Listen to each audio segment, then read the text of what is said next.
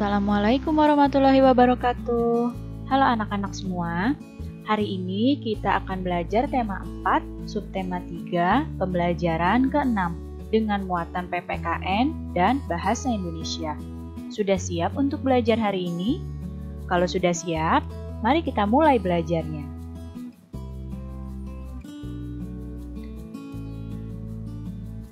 Minggu pagi, Siti dan ayahnya membaca surat kabar di teras rumah.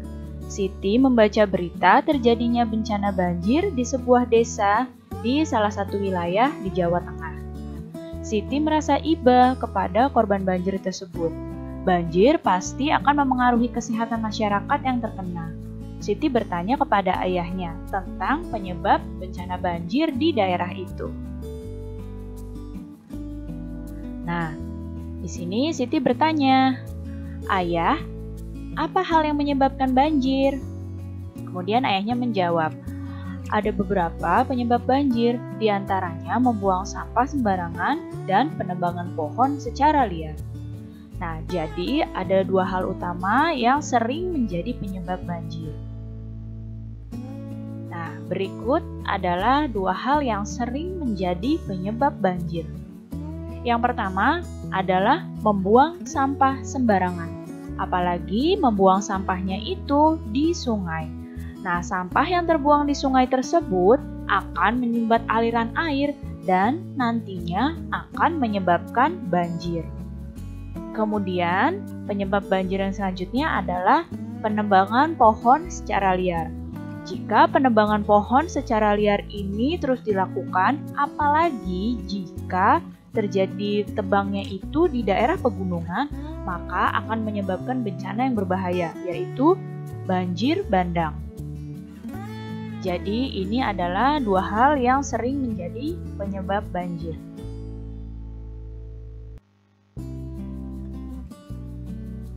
Menjaga lingkungan masyarakat menjadi tanggung jawab segenap warga masyarakat. Banjir yang terjadi dalam lingkungan kebanyakan akibat kelalaian warga masyarakat setempat.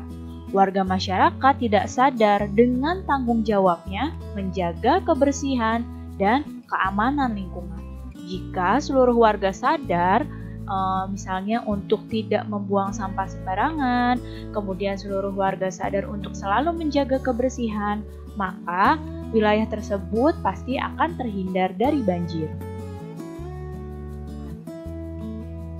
Lingkungan merupakan suatu kesatuan yang tidak dapat dipisahkan dari makhluk hidup. Lingkungan yang baik akan terwujud apabila masyarakat mampu menyadari bahwa setiap orang memiliki tanggung jawab untuk menjaga lingkungan. Berikut ini adalah contoh-contoh tanggung jawab untuk menjaga lingkungan. Yang pertama adalah melakukan reboisasi. Kemudian contoh berikutnya, melakukan tebang pilih. Tebang pilih ini adalah ketika menebang pohon, tidak semuanya dipotong, tapi hanya beberapa pohon yang sudah dipilih yang akan ditebang. Kemudian, membuang sampah di tempat sampah dan juga menjaga kebersihan lingkungan. Nah, berikutnya, mengolah sampah agar dapat dimanfaatkan kembali. Contohnya, jika sampah organik dimanfaatkan kembali, maka bisa dijadikan sebagai pupuk. Kalau sampah non-organik dimanfaatkan kembali, bisa dijadikan berbagai macam barang-barang daur ulang. Kemudian, menyelenggarakan siskamling. Mengurangi penggunaan plastik. Kenapa harus dikurangi penggunaan plastik? Karena plastik ini akan sulit hancur, jadi akan menjadi sampah yang akan terus menimbun dan akan terus semakin menumpuk sampah plastik. Jika kita mengurangi sampah plastik, maka kita juga ikut mengurangi timbunan sampah. Dan juga menggunakan transportasi umum. Dengan menggunakan transportasi umum, kita dapat membantu mengurangi karbon dioksida yang ada di lingkungan. Jadi, ini adalah contoh-contoh tanggung jawab warga dalam menjaga lingkungan. Dan masih banyak lagi ya tanggung jawab yang bisa dilakukan oleh warga dalam menjaga lingkungan. Ini hanyalah contohnya.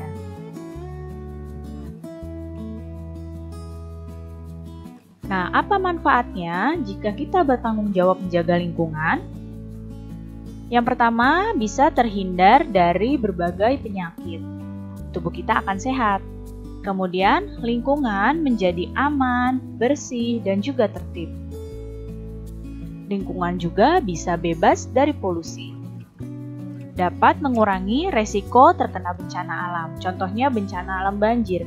Jika menjaga kebersihan lingkungan, jika tidak menebang pohon, maka resiko terkena bencana banjir dan juga banjir bandang akan terkurangi. Kemudian kita juga ikut menjaga kelestarian lingkungan.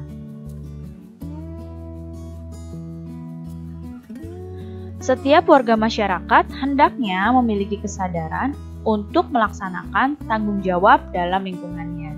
Pentingnya pelaksanaan tanggung jawab sebagai warga masyarakat dapat dituangkan dalam bentuk pantun. Nah, perhatikan pantun berikut ini. Aku punya 10 orang sahabat. Mereka semua menyenangkan. Tanggung jawab masyarakat salah satunya menjaga kebersihan. Nah, dari pantun ini kira-kira apa ya amanatnya? Ya, amanat pantun di atas adalah sebagai masyarakat kita harus selalu menjaga kebersihan karena hal tersebut merupakan salah satu tanggung jawab kita.